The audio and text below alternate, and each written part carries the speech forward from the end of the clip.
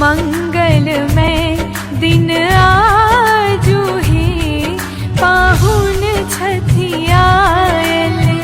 मंगलमय दिन आजू ही पाहुन छठियायल।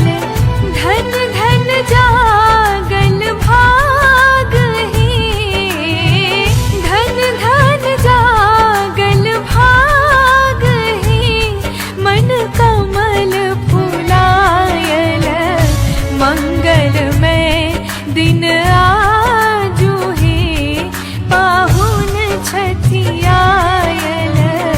मंगलमय दिन आजू ही पाहुन छठियायल।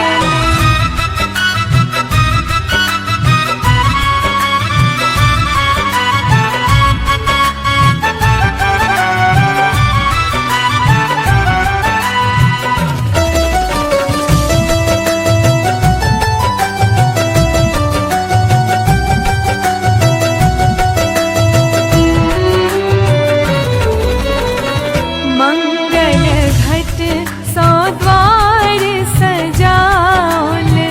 मंगल घट सौ द्वार सजाओल। कंचन